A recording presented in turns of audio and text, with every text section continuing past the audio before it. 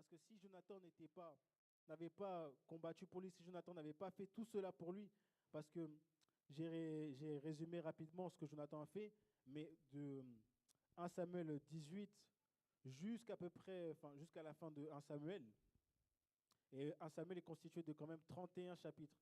C'est-à-dire qu'il y a à peu près 15 chapitres où Jonathan essayait de faire en sorte que David reste en vie. C'est-à-dire que ça n'a pas duré 1 mois, 2 mois, 3 semaines, mais ça a été sur un long terme où Jonathan, en fait, a fait en sorte que David puisse rester en vie à cause de cette alliance. Et David, lorsqu'après Jonathan était mort, il était roi. En vrai, il n'avait de compte à rendre à personne. Mais lui-même, il s'est dit que non, ce que cette personne a fait pour moi, je ne peux pas rester comme cela. Je reconnais que cette personne, si aujourd'hui je suis en vie, c'est grâce à cette personne. Et c'est vrai que mon frère Jérémie, la semaine dernière, l'homme de Dieu, il a dit que la grâce, c'est quelque chose qui est mérité. Mais c'est-à-dire que même si la grâce est imméritée, on doit quand même être reconnaissant pour ce que Dieu nous fait. Et j'avais bien aimé lorsqu'il avait dit ça, parce que c'est vrai que des fois, Dieu nous donne le souffle de vie, mais on a du mal à lui être reconnaissant pour ce qu'il a fait. C'est comme si, des fois, on pense que si on est en vie, si on a le souffle de vie, c'est par nos forces ou c'est parce qu'on est meilleur que d'autres personnes. Alors que non, nous devons quand même reconnaître que si nous sommes en vie actuellement, si moi je me présente devant vous, c'est parce que Dieu a permis que je puisse être devant vous. Et c'est pourquoi Dieu veut que nous puissions reconnaître aussi. C'est pourquoi la Bible nous dit de rendre des actions de grâce et d'être reconnaissant envers Dieu en tout temps. Ce n'est pas moi qui dis ça, mais c'est la Bible. Parce qu'il y a en fait des secrets, il y a en fait des choses qui se cachent derrière la reconnaissance. Vous savez, quelqu'un qui a une dette et qui vit comme s'il n'avait pas de dette, un jour les huissiers peuvent venir et saisir son argent dans son compte, par exemple. Mais une personne qui sait qu'elle a une dette, qui reconnaît qu'elle a une dette, elle peut d'abord aller voir les huissiers et peut-être leur dire oui, par exemple, là j'ai cette dette, mais je n'ai pas les moyens, donc on peut faire un espèce d'échéancier. C'est-à-dire que lorsqu'on reconnaît une chose, ça nous fait déjà gagner du temps sur les problèmes qui peuvent arriver. Amen. Et comme je l'ai dit, il faut reconnaître et admettre que ce que nous avons, ça vient peut-être d'une personne qui nous a aidés ou peut-être de la part de Dieu. Et David avait accepté cela. David, il savait que si il était roi, c'était parce que Jonathan était passé par là. C'était parce que Jonathan lui avait permis de pouvoir rester en vie. Jonathan avait fait en sorte que tout ce que son père prévoyait contre lui, il puisse y échapper. Et c'est vrai qu'aujourd'hui, nous avons du mal à reconnaître quand des gens nous font du bien. Vous savez, surtout nous les Africains, on a du mal à reconnaître. Surtout lorsqu'on en fait, on a de la facilité à être reconnaissant quand les gens nous font du bien parce que nous n'avons rien, mais lorsque nous avons toutes les choses, nous avons du mal en fait. Et ça me fait penser à des fois où il y a des personnes qui vont dire, par exemple, tu lui as donné 10 euros et un jour tu lui fais une réflexion, il va dire, oh tu me dis ça juste parce que les 10 euros tu me les avais donnés. Surtout ça, les Congolais, on connaît, ils ont l'habitude de dire ça. Oh, po pesa kinga, voyez solo banga voyez. Mais tout cela pour dire que quand on est dans le besoin, en fait, on a de la facilité à reconnaître, à dire merci aux gens. Mais lorsqu'on a toutes les choses, on a aussi la facilité d'oublier ce que les gens nous ont fait. Et vous savez, la reconnaissance, c'est l'une des clés pour accéder à Dieu. Parce que Dieu, qui est notre Dieu, fait toutes ces choses pour nous. Et si nous avons du mal à être reconnaissants pour ce qu'il fait, pourquoi en fait il va faire d'autres choses alors qu'il va se dire, mais mon fils, je lui donne ci, je lui donne cela, il ne me remercie même pas pour cela. Pourquoi je veux donner encore une meilleure chose? Et c'est pareil pour nous qui avons grandi, et même pour tout le monde. Je sais que lorsque nos parents nous donnaient quelque chose, ils nous disaient toujours, tu as oublié le mot magique. Et quel était le mot magique? C'était merci. Tout simplement, même si on ne comprenait pas ce qu'on disait, mais tout simplement, en fait, nos parents ils voulaient nous inculquer le fait de dire merci lorsqu'on reçoit une chose. Donc les parents de nos parents voulaient nous inculquer la reconnaissance. Et vous savez, si vous avez la reconnaissance envers les hommes, vous aurez aussi la facilité à être reconnaissant envers Dieu. Parce que un homme que tu vois peut te faire du bien, mais le Dieu qui te donne le souffle de vie, on doit lui être reconnaissant, on doit le remercier en tout temps pour ce qu'il fait. Comme je l'ai dit, il y a des fois où on arrive à des situations où on a l'impression que tout est bien, tout marche pour nous. Et c'est dans ce moment-là qu'on a du mal à être reconnaissant envers Dieu. Et vous savez, comme on le dit, Et comme la Bible le dit aussi, vanité des vanités, que tout est vanité. C'est-à-dire qu'aujourd'hui, on peut être dans des bonnes situations, mais du jour au lendemain, en fait, tout peut basculer. Aujourd'hui, on peut avoir de l'argent. Aujourd'hui, tu peux être millionnaire, mais le lendemain, tu peux être estropié, par exemple, ou tu peux être handicapé ou quoi qu'autre. Enfin, tu peux avoir d'autres problèmes. Tout cela pour dire que d'une minute à l'autre, tout peut changer. Et c'est pourquoi nous devons être reconnaissants en tout temps. Tout d'abord, il faut d'abord reconnaître que les gens nous ont fait du bien. Vous savez, personne ici s'est fait tout seul. Personne ici peut taper sur son torse et dire oui, c'est moi aujourd'hui je suis comme ça, c'est parce que j'ai fait moi-même, personne ne m'a aidé. C'est-à-dire que dans toute étape de notre vie, on a été aidé par quelqu'un. Par tous les moments où nous sommes passés, quelqu'un nous a aidés. Et vous savez, comme on dit, lorsqu'on sème quelque chose, on le récolte. C'est-à-dire que si toi tu sèmes la reconnaissance, tu vas aussi récolter la reconnaissance. Parce que souvent, nous, lorsqu'on aide des gens, on a la facilité à dire oui, lui je l'ai aidé, il ne m'a même pas dit merci. Lui j'ai fait ça pour lui, il est ingrat. Mais nous-mêmes, est-ce que nous sommes reconnaissants tout d'abord envers Dieu pour ce qu'il fait pour nous, pour le souffle de vie qu'il nous donne, vous savez, nous ici, on a de quoi manger, on a de quoi se vêtir. Mais vous savez, il y a des gens qui n'ont même pas cela. Et nous ne sommes rien comparé à eux. Nous n'avons rien de plus. Nous ne sommes peut-être pas plus beaux. Mais c'est parce que Dieu a décidé, Dieu nous a fait grâce.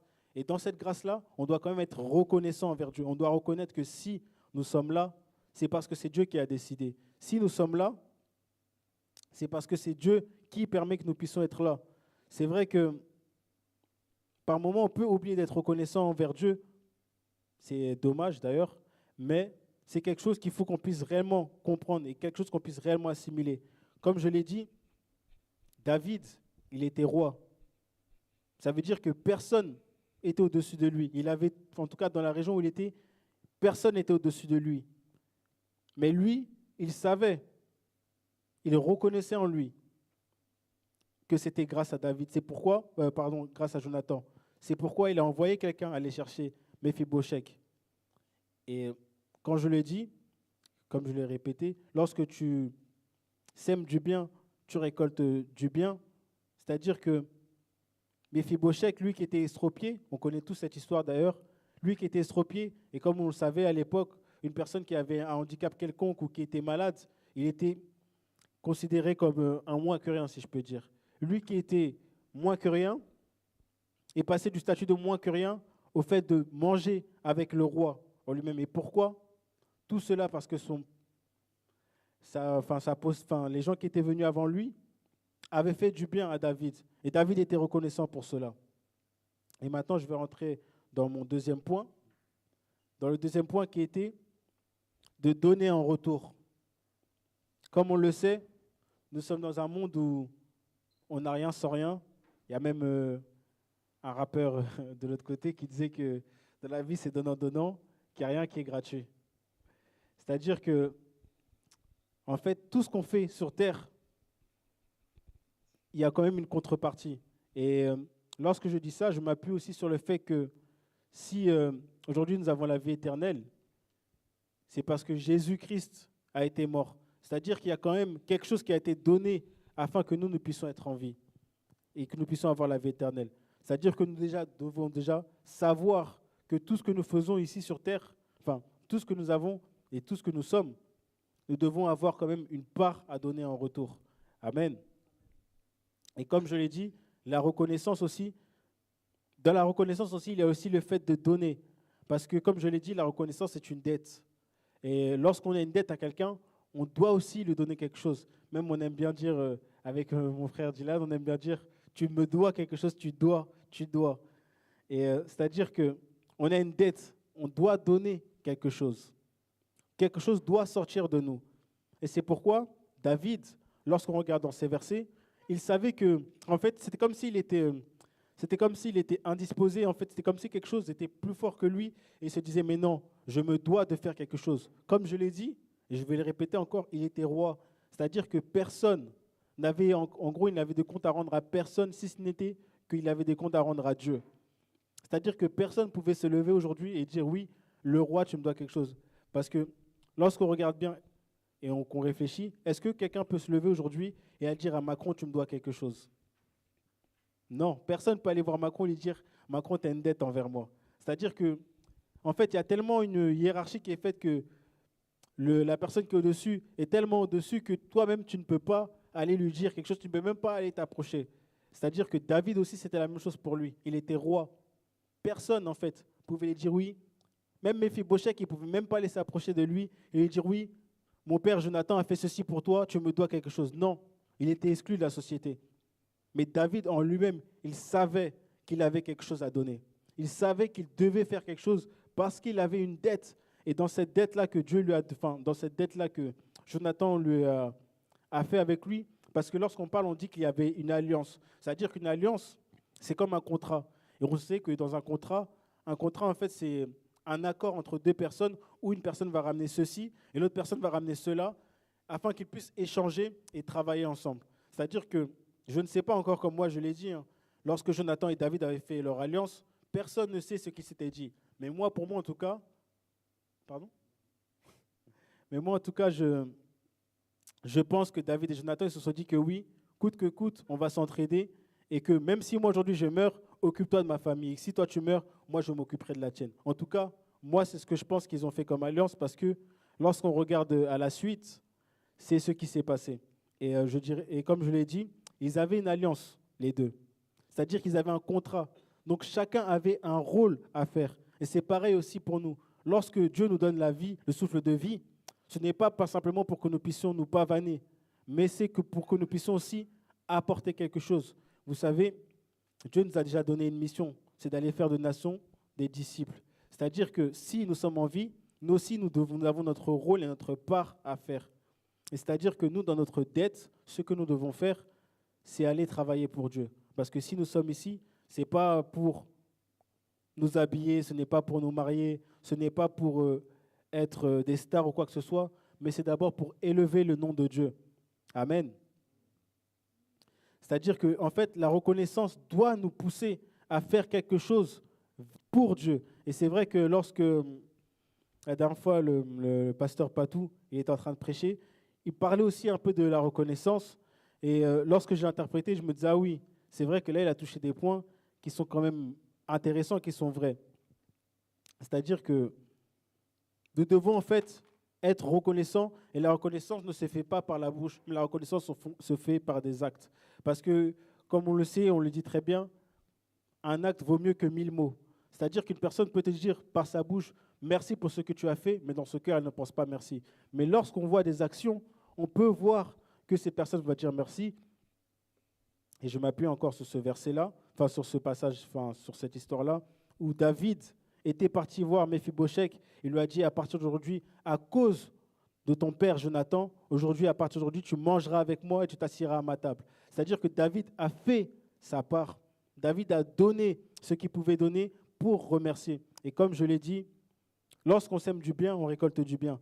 C'est-à-dire que même si ce n'est pas toi qui vas récolter le bien, ta postérité en tout cas va récolter. C'est pourquoi on nous dit simplement, on nous dit tout le monde tout le temps de semer du bien, parce que même si aujourd'hui ce n'est pas toi qui obtiens, ce sera peut-être tes petits-enfants, même tes arrière-petits-enfants.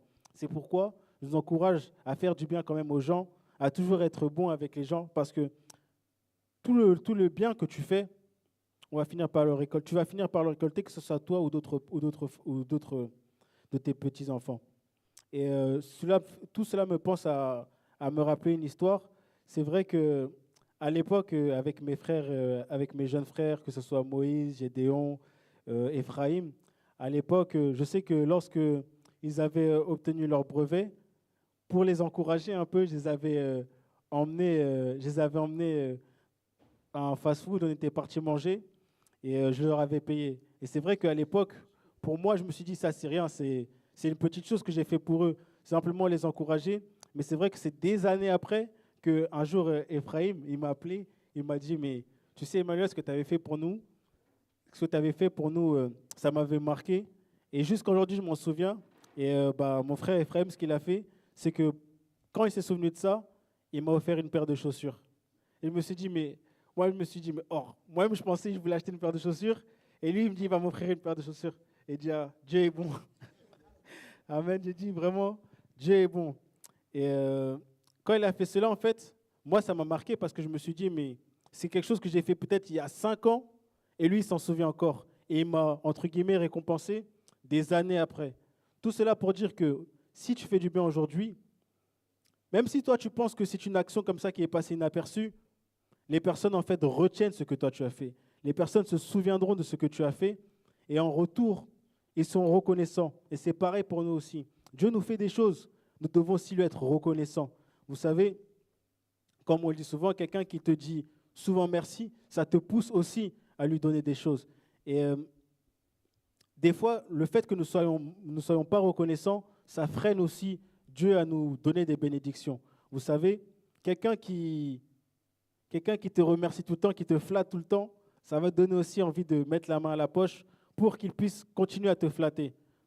C'est-à-dire que lorsque, lorsque Dieu nous donne des choses, il s'attend aussi à ce que nous puissions être reconnaissants. Lorsque Dieu te fait quelque chose, lorsque même une personne te fait quelque chose, sois reconnaissant pour ce qu'il t'a fait. Même si pour toi c'est quelque chose qui était banal, sois quand même reconnaissant. Parce que tu ne sais même pas peut-être ce qu'il a fait pour te faire cela. Vous savez, comme je l'ai dit, Jonathan, quand il a fait ça pour David, il a quand même mis sa famille entre guillemets en jeu. C'est-à-dire qu'il s'est retourné, enfin, qu'il s'est retourné contre son père pour aider un inconnu. En vrai, on peut, si on n'avait pas lu la suite de l'histoire et qu'on aurait lu le début de cette histoire, je pense que beaucoup d'entre nous auront dit que c'est un mauvais fils. Beaucoup d'entre nous auraient dit, mais c'est son père et lui, il va aider un inconnu. Alors que peut-être que Jonathan, lui, il avait peut-être la vision, peut-être que le Saint-Esprit lui avait inspiré ces choses. Mais si on s'était vraiment arrêté au début, on aurait dit que Jonathan est un mauvais fils, il trahit son père pour un inconnu. Mais vous savez, dans cette trahison-là s'est transformée en bénédiction pour la famille de Jonathan. Amen.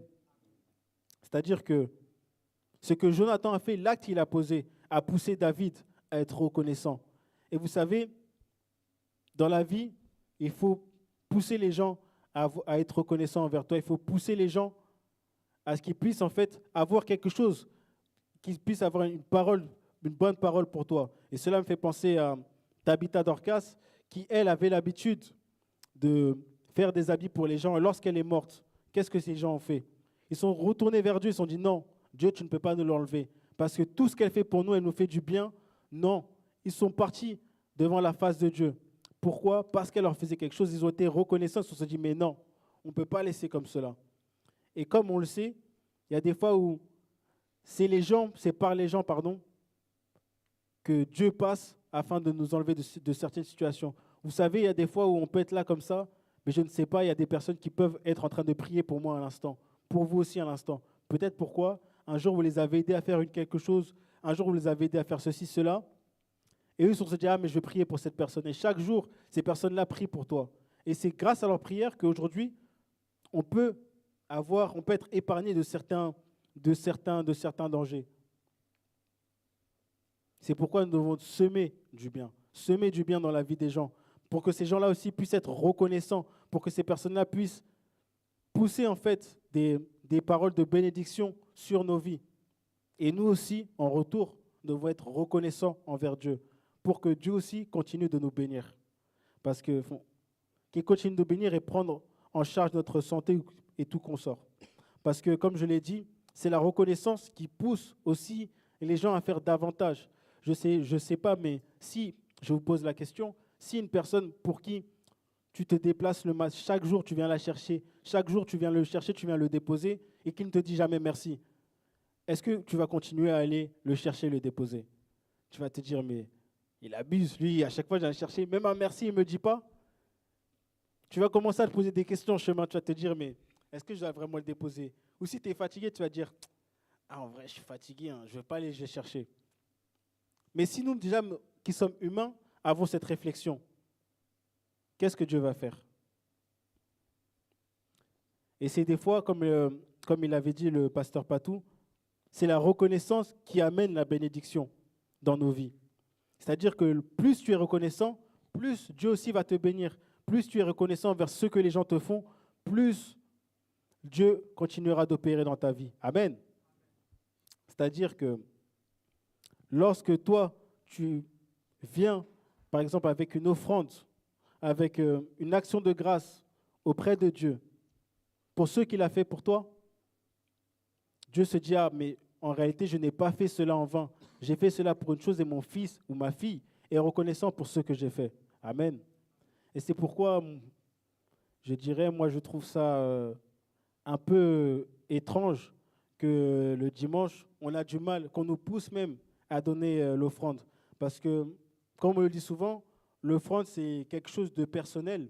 Mais en fait, donner l'offrande, c'est juste reconnaître en fait les bontés que Dieu a fait pour nous, peut-être tout au long de la semaine, tout au long de l'année, tout au long même de la journée. Vous savez, nous, des fois, je ne sais pas si je dirais, on n'a pas les yeux spirituels qui sont ouverts pour voir les choses, mais des fois, on pense que pendant le trajet qu'on fait, il n'y a rien qui s'est passé. Mais alors que peut-être dans le monde spirituel, il y avait des obstacles qui ont été mis devant nous. Il y a des obstacles, peut-être des accidents, peut-être une mort qui aurait pu être devant nous. Mais comme nous ne voyons pas forcément ces choses, nous avons du mal à reconnaître que, oui, en réalité, si j'arrive ici, c'est parce que c'est Dieu qui a permis que je puisse arriver ici. C'est pour cela que nous avons du mal aussi à donner à notre Dieu. C'est pour ça que nous avons du mal à pouvoir être reconnaissants envers Dieu, parce que, comme je l'ai dit, pour être reconnaissant, il faut d'abord admettre, voir et comprendre qu'une chose a été faite pour nous afin qu'on puisse être reconnaissant. C'est-à-dire que, en fait, avant de donner l'offrande, on doit comprendre pourquoi d'abord on donne cette offrande-là. Et comme je l'ai dit, l'offrande, c'est simplement pour dire merci, remercier Dieu pour ce qu'il a fait dans nos vies. Et comme on regarde dans cette histoire, en fait, ce que David a fait, je pense que c'était comme une action de grâce vis-à-vis de Jonathan, comme une offrande vis-à-vis de Jonathan, tout simplement pour le remercier de ce qu'il a fait. Pour le remercier parce que, comme je l'ai dit, il a eu ce souvenir-là. Parce que, comme je l'ai dit, là, on n'a pas lu l'histoire, mais c'était de 1 Samuel 18 jusqu'à peu près 1 Samuel 31. Donc, il y a eu quand même pas mal de chapitres où Saoul a essayé de tuer David et que David est resté en vie grâce à Jonathan. Et en plus, ce que Jonathan faisait, c'était qu'à chaque fois que Saoul faisait des plans, il allait le voir directement. Donc moi, je me suis dit, mais je pense qu'aussi à un moment donné, David a dû se dire, ah mais ton père aussi, il abuse. Tous les jours, il veut me tuer. Tous les jours, il essaye de faire du mal. Il essaie de me faire quelque chose. Parce que, comme je l'ai dit, c'est à peu près 12 ou 15 chapitres. Mais dans ces 12 ou 15 chapitres, il y a quand même des versets.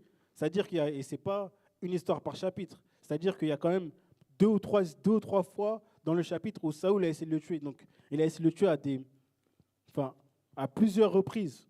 Et à plusieurs reprises, Jonathan, il est venu le voir. Jonathan, il est venu le voir et je pense que David, quand il s'est rappelé de ça, il a dû se dire, mais c'est vrai que ça avait quand même duré. Pendant un certain temps, il a essayé de me tuer. Et si j'ai eu la victoire sur lui, entre guillemets, c'est par son fils. Donc je dois être reconnaissant, je dois faire quelque chose.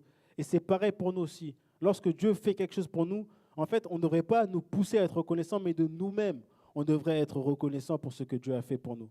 De nous-mêmes, on devrait en fait avoir là ce sentiment-là dans notre cœur. En fait, c'était le fait d'admettre et reconnaître que dans notre cœur, oui, si je suis maintenant présent ici, c'est parce que Dieu a permis que cela arrive. Dieu a permis que je puisse être épargné du danger, que je puisse être même épargné de la maladie. Vous savez, la plupart du temps,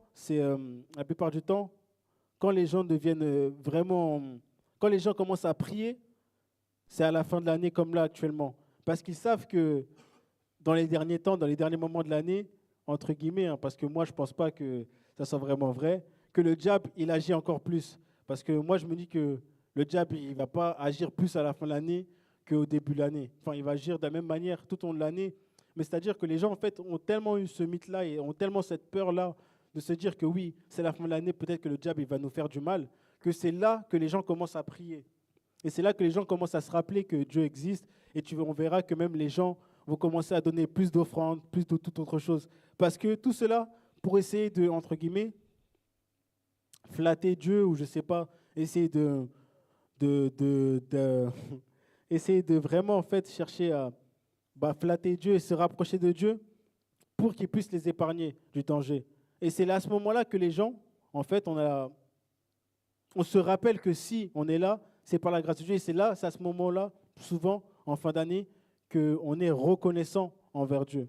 Alors que la reconnaissance, elle ne doit pas être simplement pendant un seul mois de l'année, mais elle doit être tout au long de l'année, même chaque jour, on doit être reconnaissant vis-à-vis de Dieu pour ce qu'il nous a fait. C'est-à-dire que chaque jour, Dieu nous épargne. Vous savez, je ne fais que répéter que Dieu nous épargne parce que on ne sait pas ce qui se passe dans le monde spirituel. Vous savez, nous, on a des yeux peut-être charnels, et je ne sais pas si Dieu a fait grâce à tout le monde qu'on puisse voir ce qui se passe dans le monde spirituel, mais la nuit, quand nous dormons, il se passe des choses. Même la journée, il se passe des choses. C'est-à-dire que si on a quitté chez nous, nous sommes arrivés à l'église, nous, on voit ça comme un acte banal, un acte facile, mais dans le monde spirituel, Dieu a combattu pour nous. Je ne sais pas, peut-être que toi, tu es venu en voiture, peut-être que Dieu t'a épargné d'au moins 4 accidents, même 10 accidents, allez. Mais toi, tu ne le vois pas. Toi, tu te dis simplement, j'ai conduit, j'étais dans les bouchons, j'ai pris l'autoroute, j'ai pris le périph', je suis sorti à la porte de Bagnolet, je suis sorti à la porte de Montreuil, comme d'habitude. Mais Dieu a combattu pour toi. Et c'est pourquoi, en fait, j'aimerais en fait nous attirer et frapper encore à nous pour que nous puissions vraiment avoir ce cœur-là de reconnaissance. Parce qu'un cœur qui est reconnaissant vis-à-vis de Dieu, c'est un cœur qui se rapprochera toujours et qui ira toujours chercher auprès de Dieu. Amen. Quelqu'un qui est reconnaissant sait qu'il dépend d'une personne. C'est-à-dire que lorsqu'on est reconnaissant, comme je l'ai dit, la reconnaissance, c'est comme une dette. C'est-à-dire que quelqu'un que tu sais que tu lui dois une chose, tu te rapprocheras toujours de cette personne-là pour lui donner ce que tu lui dois. À part si tu es un mauvais payeur. Mais bon, par la grâce de Dieu, je sais qu'ici, il n'y a pas de mauvais payeur. Amen. Mais bon, je disais, en fait, et lorsque je parle de dette, ce n'est pas une dette où, en fait, cette dette-là, c'est comme une dépendance, je dirais, parce que nos vies dépendent de Dieu. Lorsque tu es reconnaissant envers Dieu, tu sais que tu reconnais que oui, Dieu, ma vie dépend de toi. C'est de toi que ma vie dépend. Amen. Et à cette époque, c'était de Jonathan que la vie de David dépendait. C'est-à-dire que je pense que David, lorsqu'il voyait peut-être 15 heures, il se disait, ah, d'habitude, Jonathan, à 15 heures, il vient me dire un peu ce que son père prévoit. Et je pense que David, quand il voyait 15h05, il commençait à faire le tour, mais il est où Jonathan? Il ne m'a pas dit aujourd'hui qu'est-ce qui se passe, il s'est retourné contre moi ou quoi? David savait en fait qu'il dépendait de Jonathan. Et pareil pour nous. Nous devons en fait comprendre que nous dépendons de Dieu, que tout ce qui nous arrive dépend de Dieu. Et c'est pourquoi, lorsqu'on saura que tout ce qui nous arrive dépend de Dieu, on n'aura pas du mal à donner à Dieu, parce qu'on sait que si on lui donne, par exemple, 1, il va nous rendre 10. Si on lui donne 10, il va nous rendre 300. Si on lui donne, il va multiplier tout cela, en fait. Et c'est pourquoi, en fait, on doit avoir un cœur qui se tourne vers Dieu à chaque circonstance, un cœur qui se tourne vers Dieu pour lui être reconnaissant, comme David a été reconnaissant auprès de Jonathan. Et le troisième principe, si je pourrais dire, de la reconnaissance, c'est de se détourner de l'ingratitude. Amen. Comme je l'ai dit, l'ingratitude, en fait, c'est un fléau pour nous, chrétiens. C'est un fléau aussi pour nous qui sommes des hommes déjà, parce que je pense que personne ici pourrait dire qu'il aime les ingrats. Amen. Si une personne aime les ingrats, qu'il lève la main afin que je demande pourquoi il aime les personnes qui sont ingrates. Amen. Personne n'aime les ingrats. C'est-à-dire que lorsqu'une personne est ingrate vis-à-vis de toi, déjà, nous qui sommes humains, nous avons du mal à faire quelque chose pour une personne qui est ingrate. Je ne sais pas, par exemple, une personne, tu l'as aidé X temps, et le jour où tu ne l'aides pas, il va se dire, ah, de toute façon, tu ne m'aides jamais. À qui c'est déjà arrivé une chose comme ça, où tu as aidé une personne, chaque fois, le seul jour où tu lui dis non, cette personne te dit, ah, mais tu ne m'as jamais aidé. Quand cette personne fait cela, qu'est-ce que ça vous fait? Ça vous énerve. Ça vous énerve même, et vous avez même envie de revenir en arrière pour ne jamais l'aider. Amen. C'est-à-dire que si nous qui sommes humains, déjà, ça nous irrite au point, qu'est-ce que ça fait à Dieu lorsque nous sommes ingrats vis-à-vis de Dieu? Amen. Et comme le pasteur Patou l'avait dit, l'ingratitude, ça bloque les bénédictions. C'est-à-dire que lorsque toi, tu es ingrat envers Dieu, Dieu aussi va bloquer tes bénédictions parce qu'il va se dire, mais au fait, même si je lui donne un travail, il va s'enorgueillir peut-être. Si je donne ceci, cela, il ne va même plus me servir, il va se détourner de ma face. Amen. Et vous savez, David, il aurait pu être ingrat, en vrai. Comme je l'ai dit, il était roi. C'est-à-dire que personne ne pouvait lui dire ce qu'il devait faire, lui imposer ce qu'il devait faire. Mais David n'a pas été ingrat. Parce qu'il savait que s'il était déjà lui-même ingrat, il allait avoir des problèmes avec Dieu parce que notre Dieu n'aime pas l'ingratitude. Amen. Notre Dieu lui-même, notre Dieu lui dit que nous devons lui offrir des sacrifices et des actions de grâce. C'est-à-dire que même si Dieu nous inculque nous-mêmes à pouvoir être reconnaissants, c'est parce qu'il sait que lorsque nous sommes reconnaissants, il y a des choses qui arrivent après la reconnaissance. Mais lorsque nous ne sommes pas reconnaissants, des choses aussi arrivent après ce manque de reconnaissance, après cette ingratitude, du coup. Amen. Et lorsque nous sommes ingrats, ça pousse les hommes, ça pousse Dieu aussi à ne plus nous aider. C'est-à-dire que, moi, pour parler, c'est vrai qu'à l'époque, j'aidais un groupe de personnes. Et un jour, ce groupe de personnes-là, enfin, je les aidais, je travaillais avec eux. Enfin, en gros, on s'était associés ensemble et je travaillais avec eux. Et c'est vrai qu'il est arrivé un jour où, ben, en fait, c'était, bon, moi j'ai pris ma route, eux, ils ont pris leur route. Et ben, en fait, tout le temps que j'avais sacrifié pour eux, c'est comme s'ils ont commencé à me dire, oui, mais en fait, tu n'as jamais rien fait pour nous, tu n'as jamais fait ci, fait cela. Et moi, moi, moi, quand j'ai entendu cela, mais je me suis dit, mais c'est, c'est grave quand même. C'est grave. J'ai investi de mon argent, j'ai investi de mon temps, et puis on me dit que tu n'as rien fait pour nous. Et bon, moi-même, je ne sais pas si c'était une bonne chose, mais tout ce que j'avais investi, tout ce que j'avais acheté enfin, pour le groupe, j'ai tout repris. J'ai tout repris. J'ai tout repris parce que je me suis dit, mais au final, c'est des ingrats, ils ne méritent pas ce que je leur ai donné. Et tout cela enfin, tout cela pour montrer et dire que, en fait, l'ingratitude aussi, ça peut pousser Dieu à reprendre tout ce qu'il nous a donné. Amen. Et quand je dis, quand je dis tout ce qu'il nous a donné, je parle en termes de bénédiction physique, si je peux dire. Dans le sens où, enfin, je parle de bénédiction physique, hein, je ne parle pas vraiment d'autre chose. Mais dans le sens où Dieu peut te donner un travail, mais Dieu peut aussi t'enlever ton travail. Vous savez, il y a des personnes qui étaient là et qui ont commencé à mal se comporter dans leur vie, qui ont commencé à faire toute autre chose. Par exemple, il y a des personnes qui avaient l'habitude d'aller à l'église. Lorsqu'ils ont eu un travail, ils ont commencé à dire, ah non, je suis fatigué le dimanche. Moi, j'ai besoin de me reposer la semaine, je travaille trop. Dieu peut permettre aussi que tu puisses perdre ton travail à cause de ton ingratitude. Parce que comme on le sait, tout ce que nous avons, c'est Dieu qui nous le donne. C'est-à-dire que lorsque Dieu te donne une chose et que tu n'es pas, et que tu n'es pas, et que tu es ingrat, Dieu peut aussi t'enlever ces choses. C'est pour là que j'aimerais attirer notre attention. Parce que, comme on l'a dit, Saoul, qui était le roi, si sa chute est arrivée, c'est parce qu'il s'était détourné de Dieu. Et lorsqu'il s'est détourné de Dieu, Dieu a mis en David le règne, enfin, Dieu a mis en David l'onction pour reprendre le flambeau de Saoul. Et Saoul commençait à le voir un peu. C'est pour ça qu'il voulait tuer David. Amen. Tout cela pour dire que aujourd'hui, Saoul était roi, il avait tout, mais il a commencé à chuter petit à petit. C'est-à-dire qu'il était même arrivé au point où David aurait pu le tuer, mais David a eu pitié de lui carrément. C'est-à-dire que si Dieu veut t'enlever une chose, il va te l'enlever. Si Dieu veut que tu puisses descendre, chuter, il peut le faire.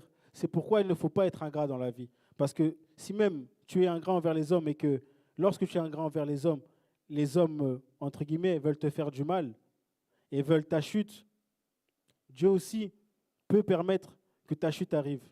Et comme on le dit souvent, il y a un verset qui dit que l'humilité précède la gloire et l'orgueil précède la chute. Vous savez, l'ingratitude, c'est une forme d'orgueil. Parce que lorsqu'on est ingrat, c'est comme si on pense qu'on est arrivé ici par nos propres forces. C'est comme lorsqu'une personne est ingrate, c'est comme si elle banalise tout ce que tu as fait pour elle, se dit, ah mais non, si j'ai tout ça, c'est grâce à moi, ce n'est pas grâce à ces personnes. En fait, l'ingratitude, c'est une forme d'orgueil. Et comme on le sait, l'orgueil, ça précède la chute. Et tout cela, en fait, C'était en fait aujourd'hui pour qu'on puisse voir et qu'on puisse comprendre en fait que la reconnaissance, c'est une attitude que Dieu nous demande. La reconnaissance, c'est pas simplement... En fait, la reconnaissance, c'est l'une des clés déjà pour se rapprocher de Dieu et c'est l'une des clés aussi pour avoir la bénédiction dans nos vies. Amen. Parce que lorsque nous sommes reconnaissants, c'est comme si, lorsque nous sommes reconnaissants envers Dieu, c'est comme s'il y a un parfum de bonne odeur qui se dégage vis-à-vis de Dieu. Et c'est pourquoi Dieu, lorsqu'il y avait les offrandes et les sacrifices avant, on faisait, on faisait un feu pour que ce feu-là, en fait, puisse monter à Dieu et que l'odeur qui émanait de cette offrande puisse monter à Dieu, que Dieu puisse, entre guillemets, sentir cette odeur. Et c'est aussi la même manière pour la reconnaissance.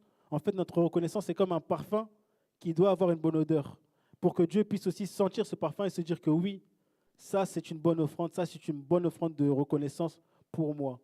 Et c'est pourquoi aujourd'hui, j'avais voulu attirer notre attention pour nous remettre, entre guillemets, si je pouvais dire, sur les rails, afin qu'on puisse vraiment être reconnaissant. Parce que comme je l'ai dit, là, nous arrivons à la fin de l'année.